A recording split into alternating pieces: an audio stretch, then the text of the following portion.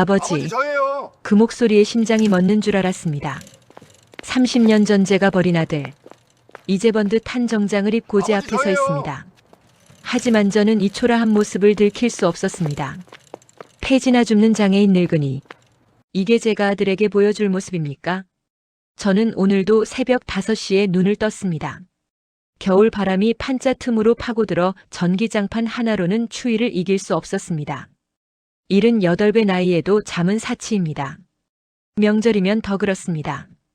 TV에서는 온 가족이 모여 웃고 떠드는 장면들이 나오지만 저에게 명절은 그저 더 긴 하루일 뿐입니다. 아무도 찾아오지 않는 이 판자집에서 저는 오늘도 리어카 한 대를 끌고 폐지를 주우러 나갑니다.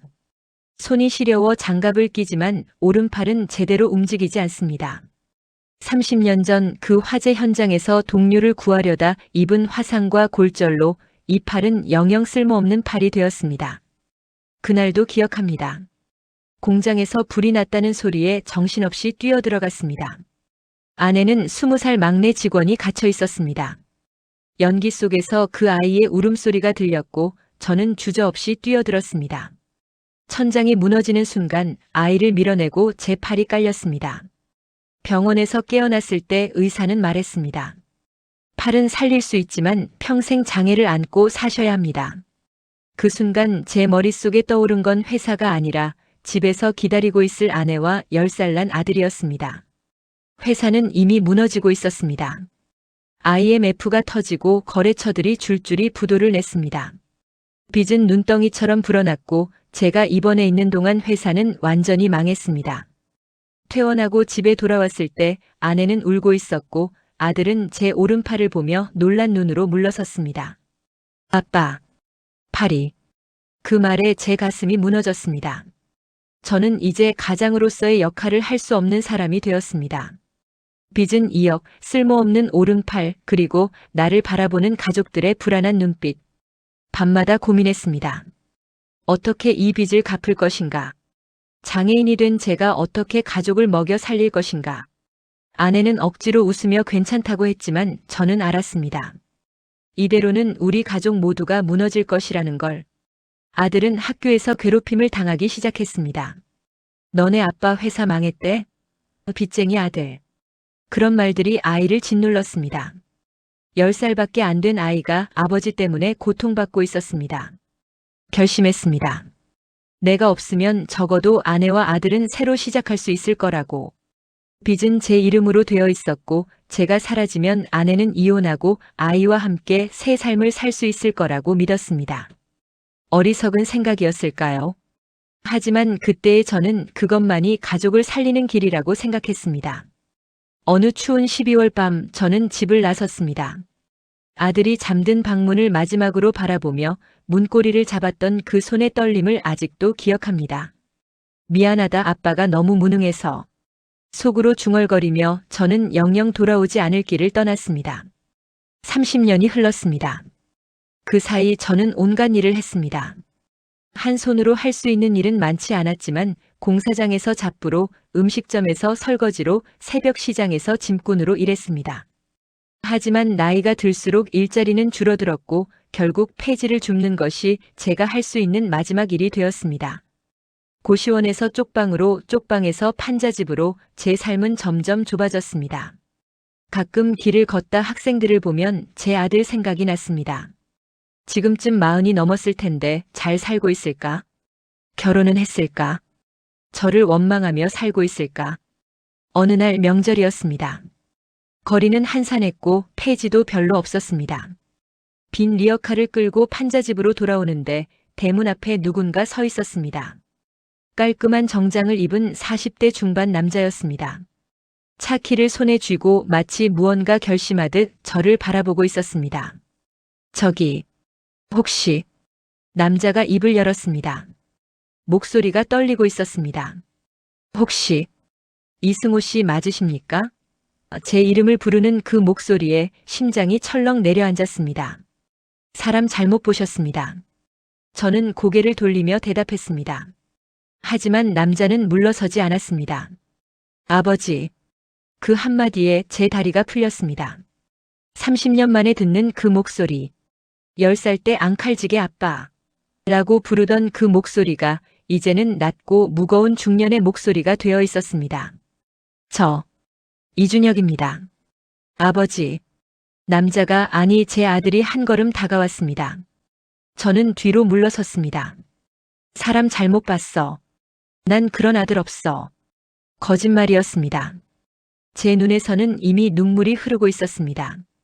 30년 찾았습니다. 아들이 말했습니다. 고등학교 때부터 아버지를 찾아다녔습니다. 사립탐정도 고용했고 전국의 쪽방촌을 다 뒤졌습니다. 어머니는 10년 전 돌아가셨습니다. 돌아가시기 전까지 아버지를 기다렸습니다. 내 아버지는 나쁜 사람이 아니야. 우릴 사랑해서 떠난 거야라는 말을 남기고 그 말에 제 가슴이 찢어지는 것 같았습니다. 아내가 저를 그렇게 기다렸다는 것이 그리고 제가 그녀의 마지막을 함께하지 못했다는 것이 너무나 고통스러웠습니다. 가세요. 저는 쥐어짜듯 말했습니다. 저는 아무것도 해드릴 수 없는 사람입니다. 보시다시피 폐지나 줍는 늙은이일 뿐입니다. 아버지라 부를 만한 사람이 못 됩니다.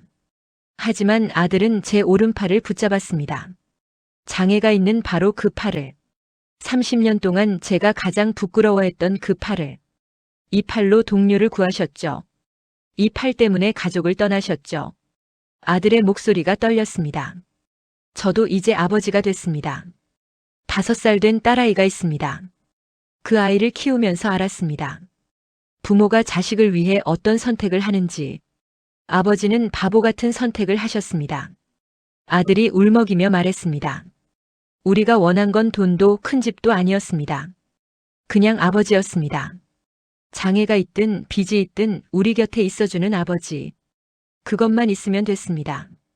저는 30년 동안 아버지를 원망했습니다.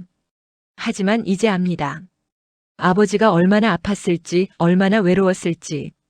아들의 눈에서 눈물이 흘러내렸습니다. 이제 집에 가십시다. 제 딸아이가 할아버지를 기다립니다. 그 순간 30년 동안 쌓아왔던 모든 것이 무너졌습니다. 제가 얼마나 어리석었는지, 제가 얼마나 큰 실수를 했는지 깨달았습니다. 가족을 지키려고 떠났지만 결국 가족에게 가장 큰 상처를 준 것은 바로 저였습니다. 아들의 어깨가 제 품 안에서 떨리고 있었습니다.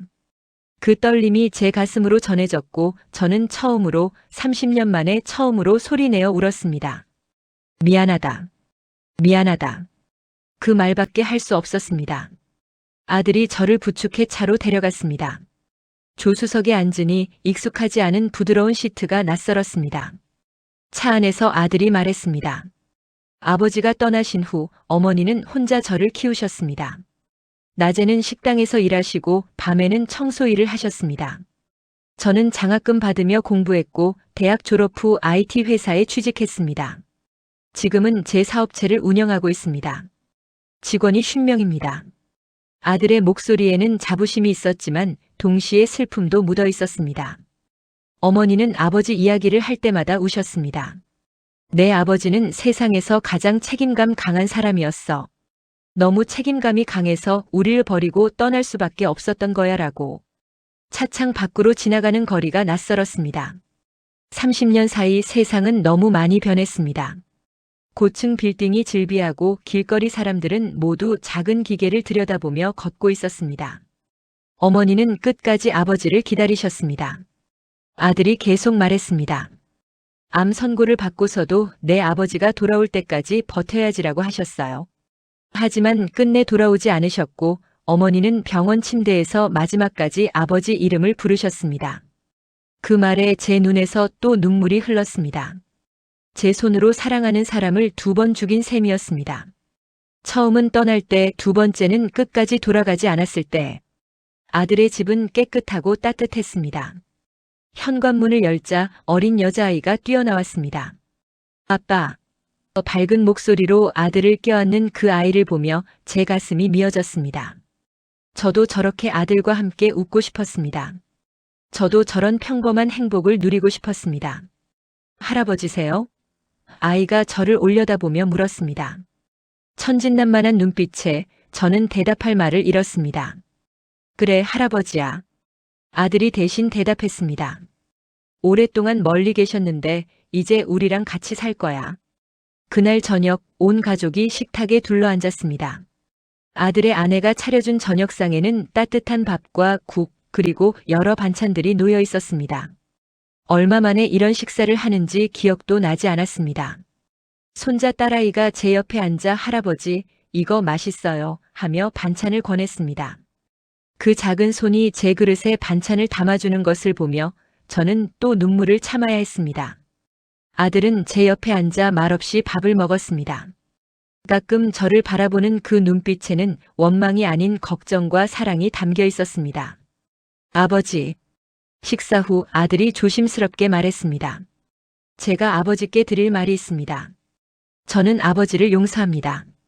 아니, 용서라는 말도 맞지 않습니다. 처음부터 원망한 적이 없습니다. 다만 이해하지 못했을 뿐입니다.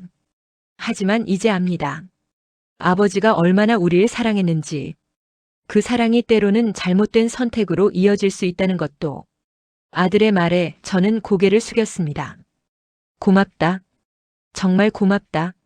그 말밖에 할 수 없었습니다. 밤 아들이 마련해준 방에 누웠습니다. 부드러운 침대, 따뜻한 이불, 깨끗한 방. 30년 만에 누리는 이 모든 것들이 꿈 같았습니다. 하지만 동시에 이 모든 것을 누릴 자격이 있는지 의문이 들었습니다. 가족을 버리고 떠난 사람이 이렇게 행복해도 되는 걸까? 그때 문을 두드리는 소리가 들렸습니다. 아버지, 주무세요? 아들이 들어왔습니다. 손에는 낡은 사진첩을 들고 있었습니다. 이거 어머니가 평생 간직하신 거예요. 사진첩을 펼치자 젊은 날의 우리 가족 사진들이 나왔습니다. 행복하게 웃고 있는 아내, 제 품에 안긴 어린 아들, 그리고 두 팔이 멀쩡했던 시절의 저. 어머니는 돌아가시기 전 제게 이 사진들을 주시며 말씀하셨어요. 내 아버지를 찾거든 이 사진들을 보여줘라. 아버지가 얼마나 행복했던 사람인지, 우리가 얼마나 사랑받았는지 기억하게 해줘라고. 아들이 사진 한 장을 가리켰습니다. 제가 아들을 안고 놀이터에서 웃고 있는 사진이었습니다. 이게 진짜 아버지입니다. 빚도 장애도 그 어떤 것도 이 사실을 바꿀 수 없습니다.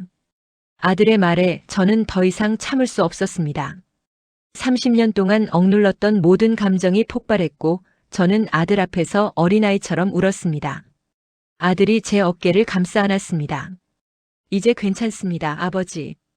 이제 우리가 함께 있으니까요. 저는 이야기를 마무리하며 말씀드립니다. 부모의 희생은 때로 어리석어 보일 수 있습니다. 하지만 그 희생 뒤에는 언제나 사랑이 있습니다. 그리고 자식은 결국 그 사랑을 이해하게 됩니다. 시간이 걸릴지라도, 30년이라는 긴 시간이 걸릴지라도, 혹시 여러분 중에도 오래전 헤어진 가족이 있다면 용기 내어 연락해 보십시오. 늦었다고 생각할 때가 가장 빠를 때입니다. 감사합니다.